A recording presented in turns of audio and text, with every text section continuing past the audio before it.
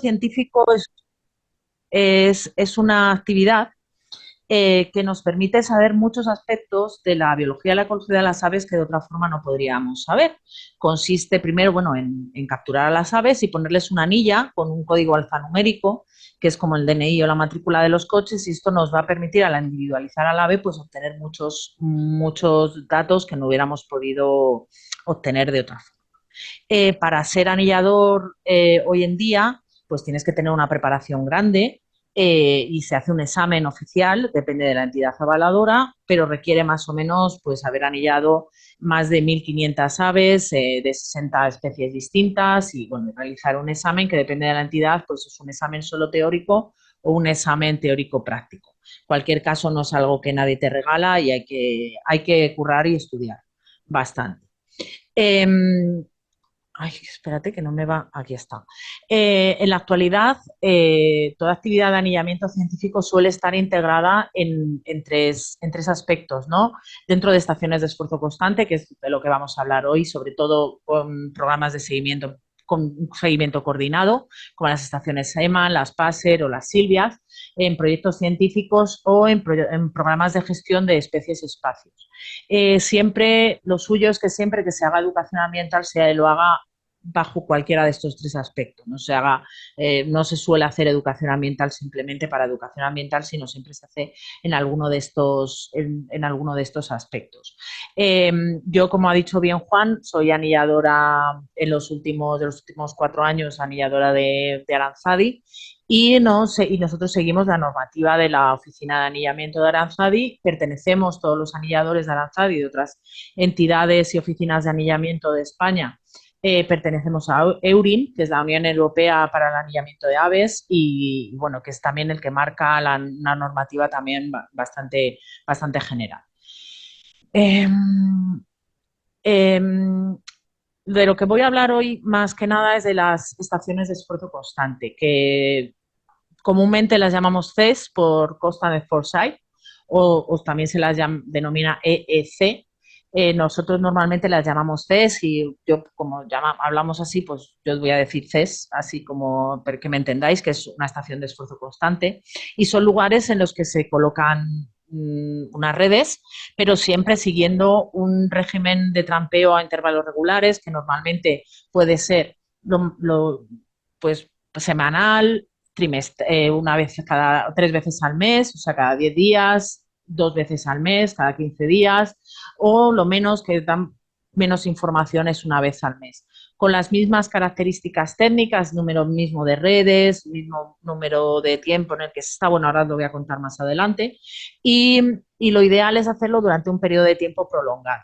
Esto que lo hagas 3 meses, pues no sirve realmente para nada. Tienes que estar un tiempo, en principio, te parece que qué horror, que no vale para nada, porque estás tiempo y no sé qué, y esto parece que no, pero luego la verdad que enseguida puedes empezar a obtener datos. Ya a ver si os convenzo a muchos de vosotros, ya veo aquí gente que tiene estaciones de esfuerzo constante también, pero algunos habrá que no tienen y bueno, pues intentar un poco convencerle.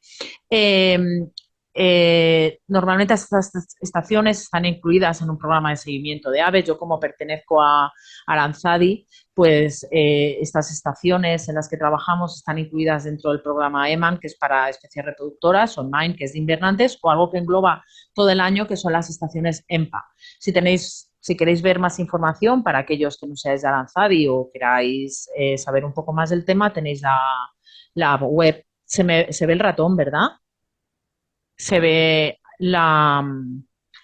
tenéis la página web aquí un poco más abajo. Bueno, en estas estaciones de esfuerzo constante siempre se utilizan redes japonesas con el mismo tamaño de luz de malla y la misma altura.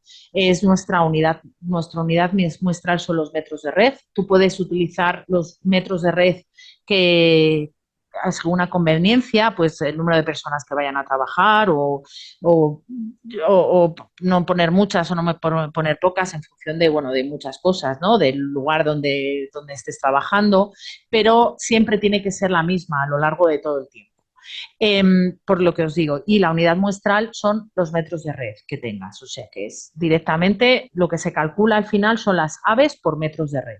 Tú en una estación puedes tener 20 metros de red y en otra 40 y lo que vas a calcular es el número de aves que haya por metro de red.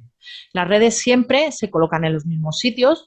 En principio, antes de hacer una estación, pues se prueba, ¿no? Nosotros solemos forrar un poco el sitio, mirar cómo se mueven y poner al principio, antes de empezar, poner algunas más redes de las que van a quedar, porque luego pues que se pueden quedar, ya veréis que tenemos una estación que tiene más de 30 años, ¿no? Y vas a estar mucho tiempo, pues se prueban a ver cuáles mejores funciona y son las que una vez que empiezas con la estación, son las que van a quedar durante todo el tiempo. Siempre hay que estar las mismas horas. El programa nos habla de entre 5, de la SEMAP nos habla de entre 5 y 6 horas. Nosotros llevamos muchos años estando 5 horas, siempre desde el amanecer. Quiere decir que tienen que estar abiertas en el primer rayo de luz. Esto quiere decir que cuando ahora en cualquier aplicación de estas vemos que amanece a las 8:20, pues eso significa que a las 8:20 es cuando va a salir el sol. Siempre es 20 minutos antes, es el momento que va a haber el primer rayo de luz. Y así es como lo calculamos. Pone que amanece 8:20, pues a las 8 tienen que estar abiertas las redes. Según donde estés, pues vas media hora antes, una hora o según las redes que tengas. Nosotros, para las estaciones de esfuerzo constante en las ciudades, no solemos poner muchas redes porque, claro, hay muchos, y sobre todo porque hay que pensar que estás tú solo en muchas ocasiones. Entonces tampoco puedes poner 6 redes en un sitio que puede haber gente, perros, o te pueden caer un día por una fuga de tempero, te pueden caer 200 pájaros, si estás tú solo, pues es un problema, ¿no? Entonces siempre solemos trabajar con redes, con el número de redes que una sola persona puede manejar. Si alguien te acompaña, fenomenal, pero pensar en hacer las cosas uno solo. Las ventajas de trabajar en una estación de esfuerzo constante es que los individuos que capturamos no va a depender del anillador, ni va a depender de la pericia, ni nada como puede ser, o de la experiencia del anillador, como podría ser, por ejemplo, pues eso, hacer transectos, por ejemplo, pues si oyes más o menos, si tienes ya mi edad, que ya cada vez empiezas a oír especies que no oyes, pues las pierdes, aquí no hay ningún problema. Bueno, tienes que tener bien la vista, ¿no? pero en este caso, poco más, lo puede hacer cualquier anillador y en este caso no hay problema porque si tú no puedes ir un día, o tienes otro anillador que ha venido más veces contigo o conoce el lugar de donde están colocadas las redes, pues puede anillar esa persona sin ningún problema. Los datos que se obtienen pueden ser comparados tanto en ese momento del año con otros momentos del año, con otras estaciones y con otros años distintos, ¿no? Te permite un montón de establecer relaciones de, innumerables, ¿no?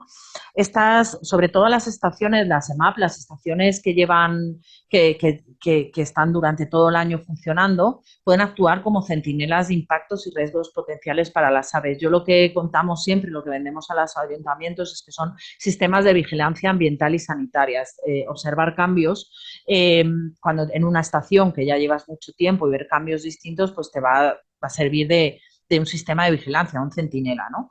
Y sobre todo las estaciones de anillamiento de esfuerzo constante son lugares muy buenos para hacer formación porque ya saben cuándo vas y es algo que, bueno, que es un lugar también para hacer amigos que organizamos, aquí nos veis a todos, bueno, nosotros ya os ha contado Juan que pertenecemos a un grupo de seguimiento de biodiversidad en el que, bueno, han pasado por nuestras manos más de 600 alumnos y bueno, hay algunos que no todos han quedado, menos mal, pero bueno, vas conociendo gente, vas viendo, vas fichando y es un buen lugar para hacer formación porque ya saben un poco lo que vas a hacer y cuándo lo vas a hacer. Inconvenientes, pues que se tarda tiempo en un principio para obtener datos de tendencias, porque no puedes hacerlo también con 2 años o 3, sino que necesitas más tiempo.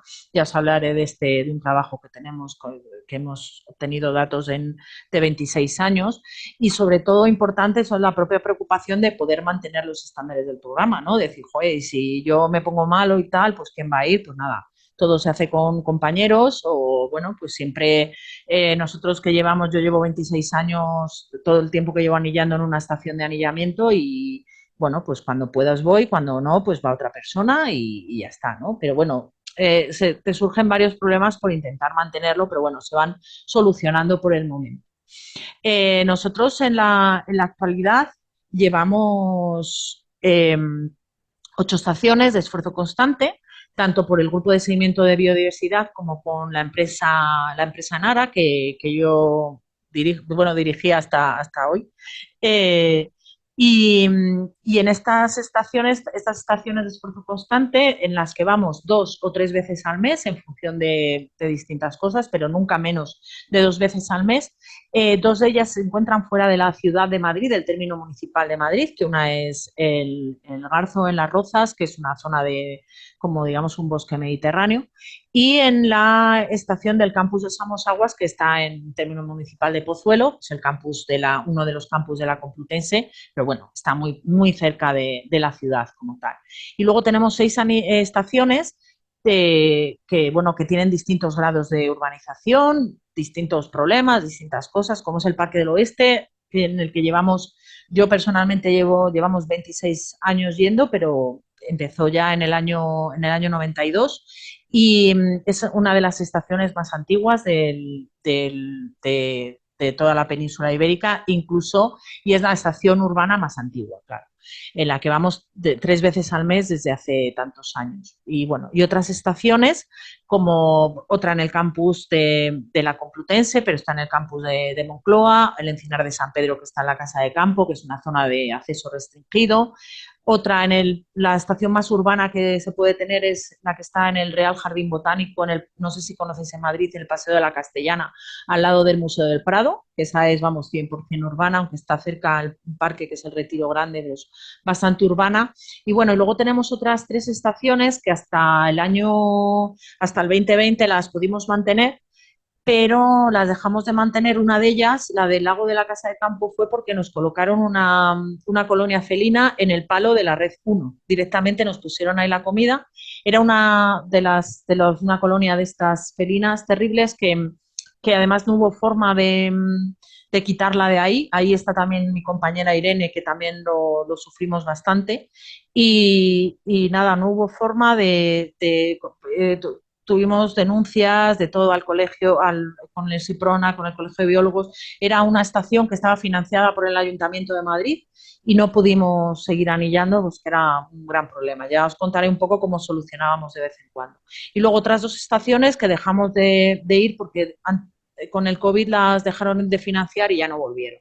Entonces ya tantas estaciones pues tampoco podíamos llevar así de forma gratuita. De estas estaciones, de las 8 que os contaba, 2 se encuentran en el medio natural. Realmente en el medio natural están a unos 2 kilómetros de zona urbanizada, ¿no? Esta del Garzo pues se encuentra en una zona del Pardo, muy cercana, una zona que no, pero una parte de la zona da al Pardo, es parque regional, y otra parte ya también da con parte de la ciudad, la ciudad, digo, del pueblo, que es mi pueblo, del pueblo de las Matas, que no es una ciudad, que es un pueblo.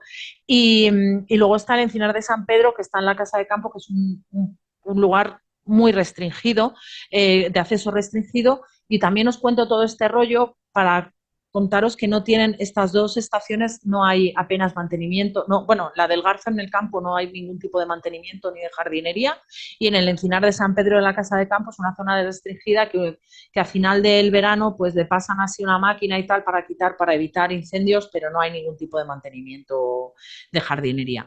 Las otras 6 estaciones que mantenemos en la actualidad son estaciones en las que hay distinto grado de urbanización, que tenemos, pues eso, desde la pura que está en pleno Paseo de la Castellana hasta lugares bueno, que es más o menos pues en los campus de la Complutense, que bueno, tienen una jardinería un poco más, mantenimiento más amigable. En algunas hay cuerpos de agua y charcas, en otras no. Tenemos un poquito de todo para poder trabajar y hacer ciertas cosas. Eh, ¿Qué experiencias hemos tenido? Pues estos son aventuras de abuela cebolleta. Es un poco hace un mes o así me puso en contacto Agurchane con un anillador de otra ciudad española que estaba empezando a trabajar en estaciones, había creado una estación de esfuerzo constante en la ciudad, y me llamó un poco desesperado. Me dijo, oye, cuéntame qué haces porque esto es un poco, no sé qué hacer. No, tú que tienes experiencia, que me han dicho que bueno, no yo, solo mi grupo, lleváis un montón de años anillando en ciudad, ¿qué hacéis, no? Entonces os voy a contar un poco, pues también aventurillas, ¿no? Para no quedarnos aquí dormidos, ¿no? El problema principal que tienes cuando tienes una estación urbana, si alguno de vosotros tenéis alguna, luego podemos comentar, es que el problema es con el mantenimiento. Tenemos, no sé si pasa en Madrid o en todas las ciudades, pero hay jardineros que están locos, o sea, son como Eduardo Manos Tijeras, que van cortando como locos lo que pillas. Tú llegas un día, tienes una estación como esta y vuelves al día siguiente y te encuentras esto, ¿no? O te encuentras unos solares, ves, aquí está el palo, que aquí había, día anterior, pues había arbustos y había hierbas y de pronto aquí puedes ponerte a jugar al tenis en vez de anillar, ¿no? Es una locura. Y bueno, yo me pillo unos cabreos y estás siempre ahí, bueno, pues enfadada, y eso que te pagan ellos, ¿no? Puedes tener problemas con la gestión, pues que de pronto decidan que no se paga, entonces tienes que ir ahí al político de turno de contarle tu vida, no tu vida, a contar todo lo que se puede, todo lo que puede pasar, todo lo que se puede obtener con estos datos, y le intentas convencer y la mayoría de veces le convencemos. Luego, problemas que podemos tener con la otra fauna urbana, pues que ya se lo aprenden. Eso pasa también en el campo con los zorros, por ejemplo, o que un cernícalo está ahí en un alto de un edificio y ya ve que tienes ahí, se quieren bajar para comerse los gorriones que te caen. Sobre todo importante en las ciudades son los perros sueltos, que claro, que llega una hora, al menos en Madrid, hasta las 10 de la mañana no puedes llevar los perros sueltos. Entonces nosotros las redes las tienes que poner un poquito más alta para que cualquier perro pase por debajo. Un mastín no va a venir corriendo, al mastín le ves, pero si te viene algún perro es para que no se choque. Sobre todo es porque se choca y te la rompe. Sobre todo también problemas con las colonias felinas, que es un infierno eh, que te pase esto, y sobre todo también con la otra fauna urbana, que os voy a contar, ¿no? Tantos años en la calle, pues imaginaros lo que tienes ahí, ¿no? Todos mis compañeros pueden corroborarlo, pues que te vienen desde prostitutas trabajando ahí pegada a la red, que dices, por favor, o vagabundos que hacen sus necesidades, o bueno, o gente que te viene a contar su vida, o bueno, muchas cosas, te pasan muchas aventurillas que a lo largo de estos años, pues imaginaros, pues aventuras casi, casi diarias, ¿no? Trabajando en una ciudad, pues hay gente de todo pelaje y linaje. ¿Qué hacemos? Pues hemos descubierto una cosa para que la gente te respete, y lo hemos descubierto hace poco, no ha sido hace muchos años, que es ponerte tu capa de invisibilidad, que es llevar un chaleco amarillo.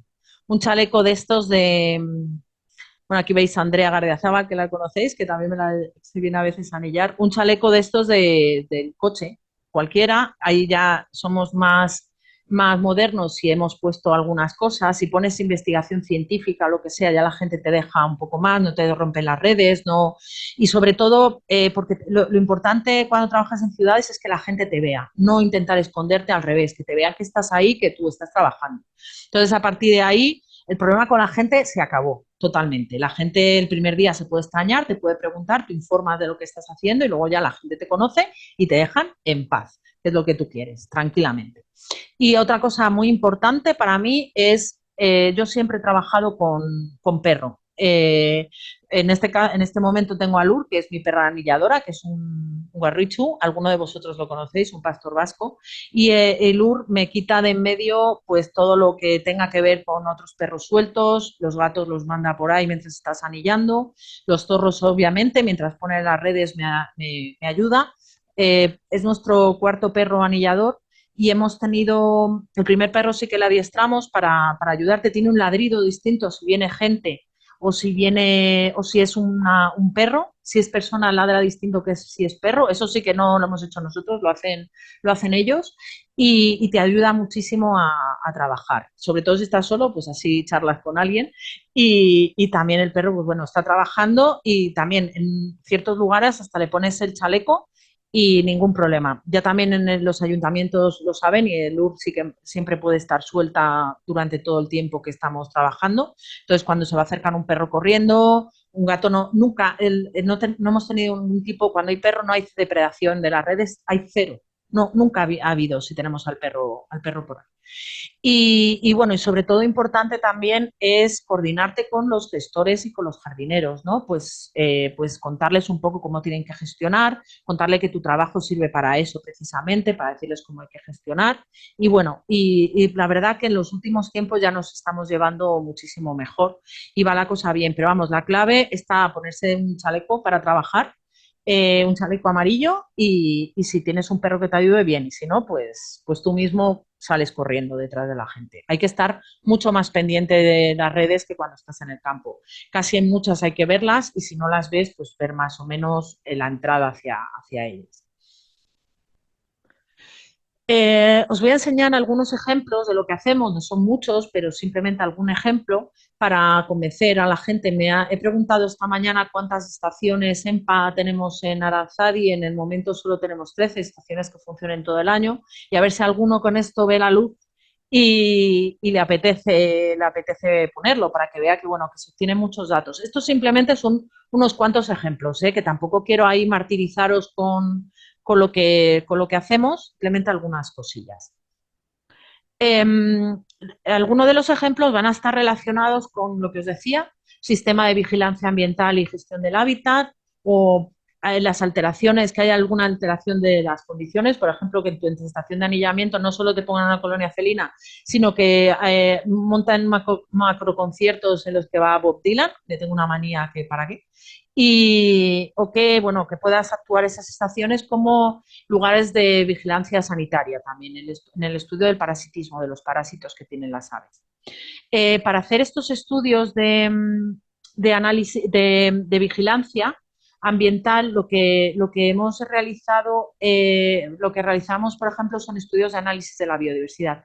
Esto, hubo una charla hace unos meses que la Biochechu estuvo contando cómo se calculaban estos índices y yo solo, bueno, os voy a nombrar algunas cosas que se pueden hacer simplemente, ¿no? Estudiamos índices basados en riqueza de especies, índices basados en la abundancia y el efecto del hábitat sobre la riqueza y la abundancia de especies. Una de las cosas que hacemos, que se pueden hacer con los datos de anillamiento, es ver cómo cada una de las localidades que estudiamos son semejantes o son diferentes según las especies de aves que presenten. Puede ser especies de aves como puedes meter otras especies de otros animales, ¿no? Y te da un porcentaje de parecidos. Mirad aquí lo que os he contado, bueno, no os vais a acordar, pero el garzo y el encinar, que eran medio más natural, tienen un 66% de especies comunes. En cambio, bueno, la estación que se llama Madrid-Río, que está justo en el río Manzanares, que se utiliza justo, es una estación muy de paso migratorio, pues no coinciden tanto las especies porque esta es una estación puramente de paso. Tenemos muchísimas especies nuevas que solo tienes en época de paso de migratorio postnupcial. Por ejemplo, simplemente estos son los datos de 4 años de 2 estaciones, puedes ver un poco cómo es la localidad de estudio para luego implementarlo en la gestión del lugar, ¿no? Mirad, en una de las estaciones, esta que os digo del Madrid-Río, que está en el río Manzanares, pues una estación en la que es muy importante el paso migratorio, muy importante entre los meses de agosto y octubre. En cambio, en otro parque, un parque normal, el Parque Juan Carlos I, pues más o menos las capturas se mantienen a lo largo del año. Puede haber un poquito más, estos son 4 años de estudio, cómo se van manteniendo y puede ser más importante, unos picos hay más en periodo de reproducción, ¿no? Entonces, a la hora de gestionar, pues imaginaros, esta es la estación del Juan Carlos I, te encuentras en junio en plena temporada con pollos y tal, y te encuentras el 6 de junio así, esta es tu estación en la que vas a anillar, y llegas un día y te encuentras una pista de tenis. Entonces, pues aquí, pues claro, hay que explicarle al gestor pues que no pueden hacer esto, que hay que esperarse porque esto es importante en época de reproducción.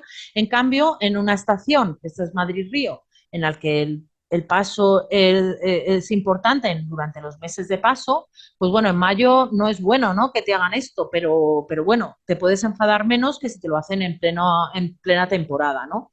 Conseguí mirar en noviembre del año pasado que me lo dejaran un poco así más disperso, o sea, más tranquilo, ¿no? Que en manos tijeras no hiciera mucho, pero bueno, ahí estás y les convences un poco para ver cómo tienen que gestionar, porque ellos ahora se trabaja mucho el concepto de fomento de biodiversidad en las ciudades, ¿no? Entonces, si quieres fomentar la biodiversidad y vienes a hacer estas cosas, pues así les ayudas un poco. Yo entiendo que tienen que limpiar y tienen que hacer, pero hay que hacerlo en los momentos adecuados, ¿no? Y eso depende totalmente del tipo de lugar que tengas.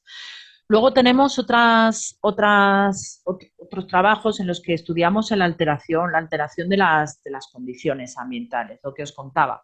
Pues desde el año 2016 tenemos muy bonito que en el campus de Moncloa, en la Universidad Complutense, en el Jardín Botánico, en un jardín botánico, se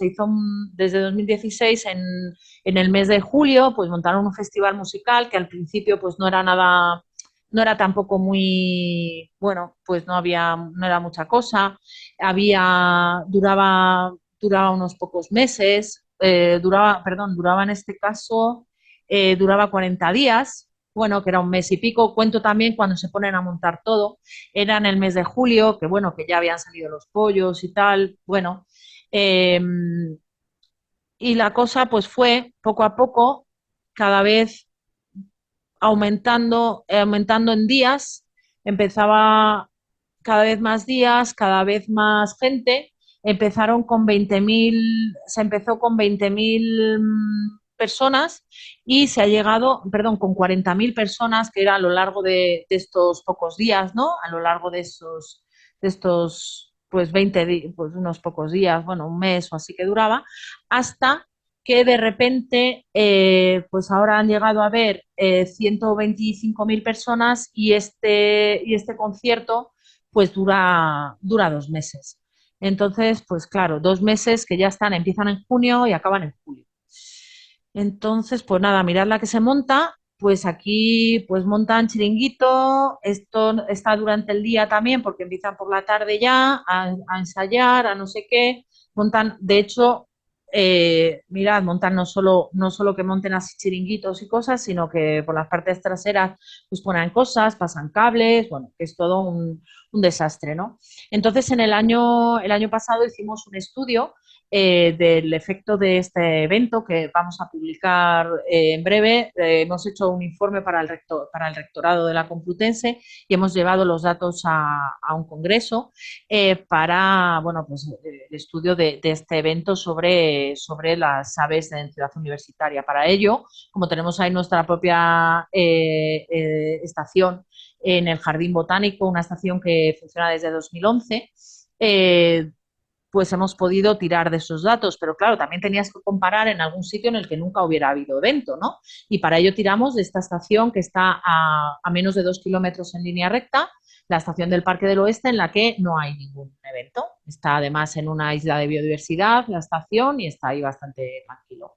Y comparamos con los datos si había evento o no había evento según los meses entre el año 2016, que es cuando se produjo, desde el año 2016 hasta el año 2022.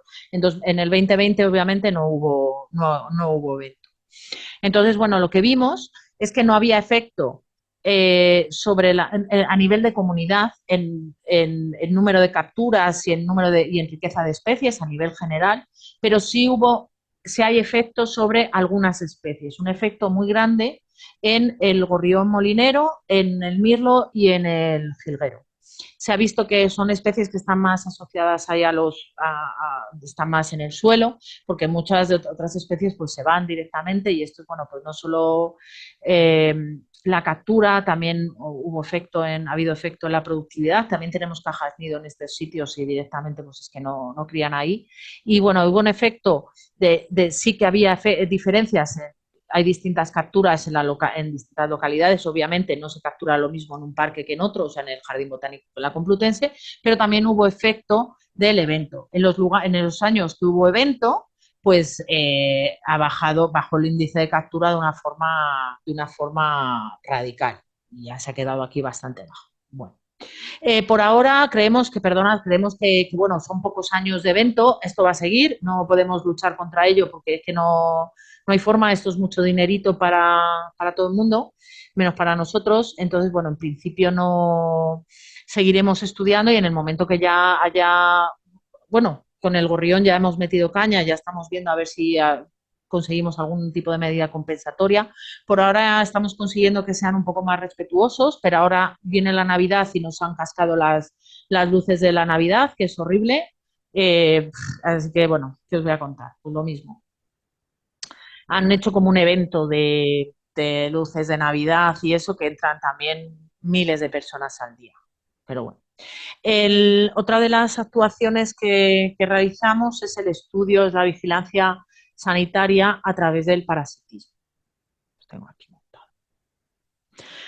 Bueno, el parasitismo es simplemente el estudio de los parásitos que puede tener un animal en este caso, ¿no? Y lo que hacemos es el estudio a todos los niveles, bueno, hasta donde podemos llegar, y lo correlacionamos con si ahí tiene efectos sobre la condición corporal, sobre la condición inmune, o si produce como tal enfermedades parasitarias. Parasitismo no significa que haya parasitosis, es decir, que haya enfermedad parasitaria, sino simplemente puedes tener parásitos y mantenerlos y no hay ningún problema, o pueden causarte algún problema, como este es el caso de esta defoliación que tiene la pata en este caso es de un verderón, que es producido por un ácaro, pues la sarna, por un ácaro que da sarna aviar, que es Nemidocoptes, ¿no? Para ello, esto simplemente es un ejemplo, es lo que más estamos estudiando en los últimos tiempos. En este caso, hemos llevado estos datos a un congreso y se está haciendo un TFM sobre ello. Por tanto, los 108 gorriones molineros que hemos mirado hoy ya no son 108, son más, pero bueno, son datos preliminares. Y me gusta un poco contaros lo que hemos encontrado, pues para comentar un poco, porque en estas estaciones podemos ir, como muchas veces tenemos recuperaciones, podemos ver si volvemos a coger al pájaro, le sacamos sangre, lo volvemos a coger 2 meses después y vemos si ha avanzado, ha retrocedido, que tiene, podemos ver muchas cosas. Pues nada, simplemente que contaros que en estos gorriones que estaban en 5 estaciones de anillamiento, es una cosa pequeñita, es una muestra de 20 que tenemos ahora, aunque tenemos bastantes más muestras y vamos a seguir con ello. Hemos visto que estos pájaros tienen una parasitemia en un 30%. Parasitemia, es decir, que tienen parásitos que produce la malaria aviar, pero no tienen por qué producir malaria aviar. La malaria es una enfermedad. La cosa es que tengas el parásito. Que tengas el parásito no significa que tengan malaria, ¿vale? Simplemente que tienen el parásito. Que tengan malaria ya es otra cosa, porque ahí ya hay unos signos clínicos, ya hay una anemia, hay otras cosas que les puede producir. Cuando se dice malaria aviar, pues malaria es cuando tienen enfermedad, si no, simplemente tienen parasitemia, tienen parásitos en la sangre que no tienen por qué producirle nada. Pues bueno, la parasitemia que tienen el gorrión molinero en la ciudad de Madrid es en un 30%, producido por 3 especies de parásitos, Hemoproteus, Plasmodium y Leucocitozón. Hemoproteus passeris es específico de gorrión común y molinero. En cambio, Plasmodium relictum es una especie de parásito intracelular en los glóbulos rojos de gorrión, de ave, que parasita a 300 especies de aves y es lo que puede producir grandes efectos sobre las especies. No sé si habéis oído que en Londres desaparecieron los gorriones, han desaparecido en gran medida y es porque en Londres tenían una prevalencia de Plasmodium relictum del 75%. Imaginaos, nosotros solo tenemos un 2%. Está bien controlarlo. Si esto va subiendo a lo largo del tiempo, pues hay que actuar sobre los vectores también, ¿no? Entonces es lo que os digo, sistema de vigilancia sanitario. Hoy en día el porcentaje, el 22% el 20% que hemos encontrado de este otro Hemoproteus, por ahora no está produciendo tampoco signos clínicos, pero puede llegar a producir signos clínicos. Me han comentado una compañera del centro del CRAS, del Centro de Recuperación de aquí de la Comunidad de Madrid, que están empezando a encontrar rapaces con altos niveles de Plasmodium o de Hemoproteus específico de especie, que sí que está produciendo signos clínicos ya, ¿no? Que tienen, bueno, pues anemias muy grandes, están hechos polvo y no pueden volar. Pero bueno, esto es una forma de tener control. Por ahora en pajaritos todavía no hemos llegado a ver animales así. Bueno, muchas veces también anillando, pues es que no lo encuentras, pues si no, que no los coges directamente y ya está, se mueren y no los ves. Otra de las cosas que hemos visto es que tienen coccidios, bueno, que tienen muy poca prevalencia de coccidios, solo hemos visto coccidios en un solo individuo.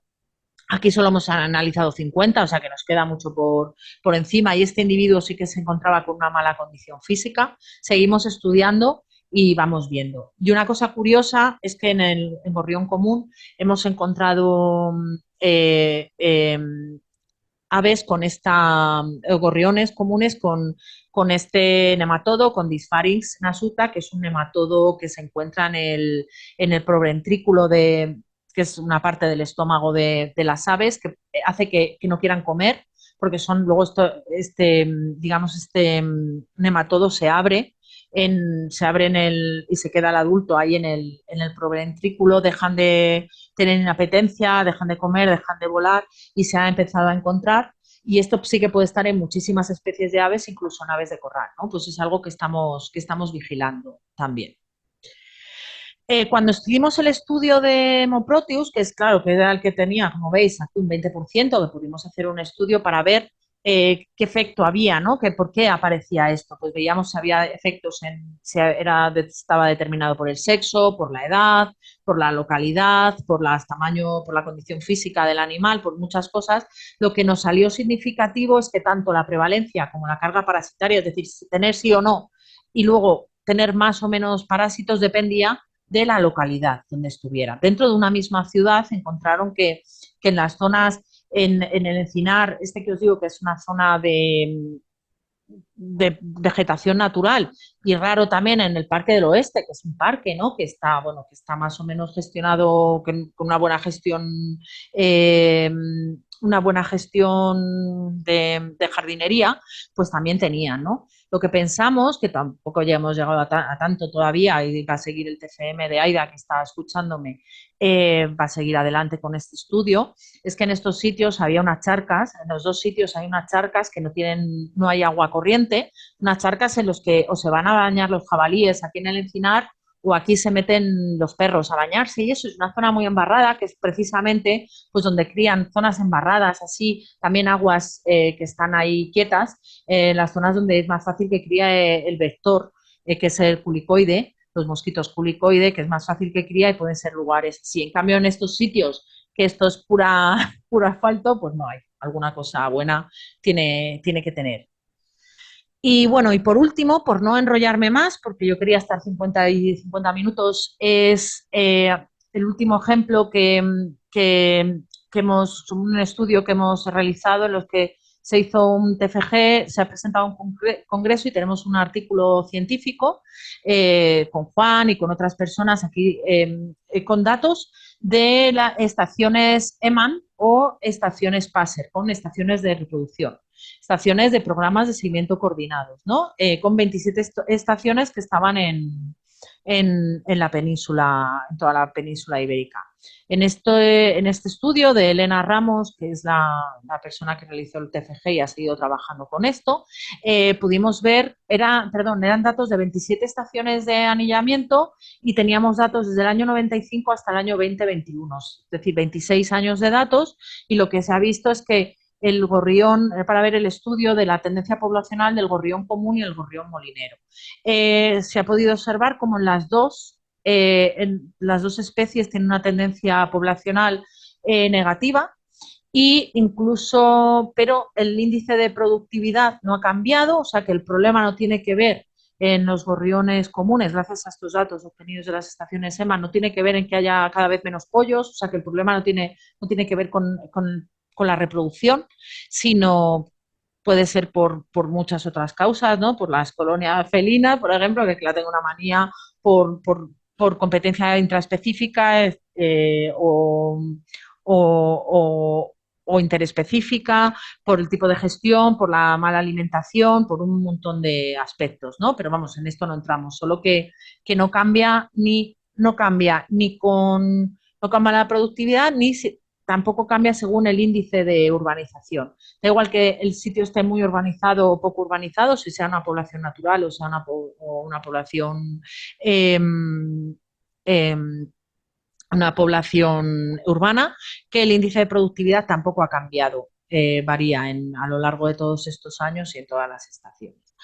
Y poco más os puedo contar. Espero que alguno a lo mejor se os ha encendido la bombilla y os ha dado ganas de montar una estación de esfuerzo constante a lo largo de todo el año y que, bueno, al final tampoco lleva tanto trabajo. De ir 2 veces al mes, pues, bueno, te tienes que comprometer como todo y cumplir, pero bueno, también puedes tener gente que te eche una mano. Y poco más, justo, bueno, 49, pues justo mi objetivo, que era no daros demasiado tiempo la chapa y poder, no sé, alguno al menos saludar o alguno si tiene alguna pregunta o queréis comentar alguna cosa, lo que sea, aquí estoy para vosotros.